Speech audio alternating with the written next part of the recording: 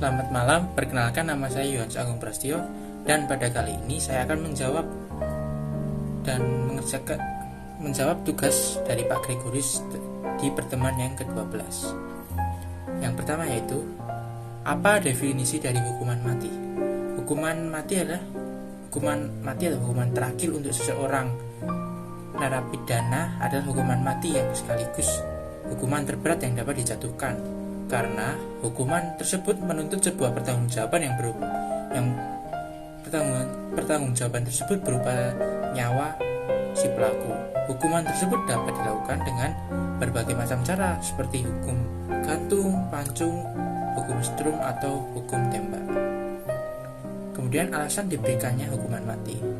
Hukuman mati itu sendiri dilakukan kepada seorang yang telah melakukan sebuah tindak kejahatan yang sangat besar, seperti misalnya terorisme atau pembunuhan berencana, mungkin atau perdagangan narkoba, atau kita lebih familiar mendengar sebagai bandar narkoba, dan hal-hal yang mengancam nyawa orang banyak lainnya.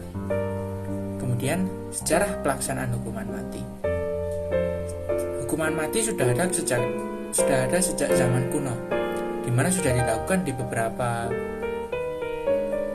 abad sebelumnya. Suatu praktek eksekusi mati yang dilakukan oleh beberapa kerajaan terdahulu. Sedangkan di Indonesia, hukuman mati sudah dimulai sejak zaman penjajahan Belanda, tepatnya pada zaman Jenderal Dendels.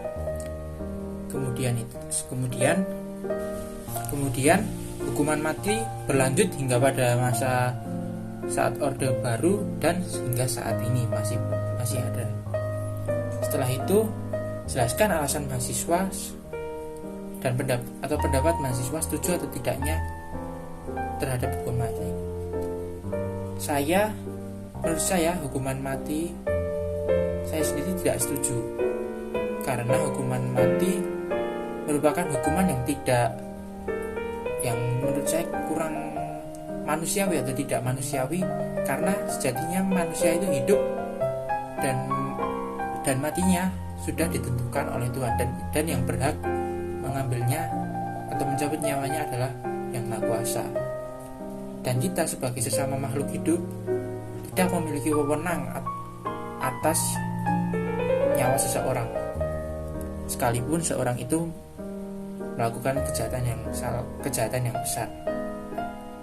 Dan kemudian alasan saya itu, Allah sendiri sebagai Yang Maha Kuasa memberikan pengampunan kepada umatnya. Mengapa kita yang sesama manusia tidak memberikan pengampunannya? Contohnya seperti Allah terhadap Daud.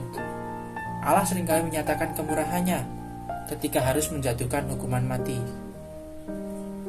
kepada Daud, karena Daud melakukan perzinahan dan pembunuhan. Namun Allah tidak menuntut supaya nyawanya diambil, seperti yang tertulis di 2 Samuel 11 ayat 1-5 hingga 14-7, dan 2 Samuel 12 ayat 13. Dan mungkin hanya sekian saja yang dapat saya jawab dari video yang telah diberikan oleh Pak Greg. Dan sekian dan terima kasih.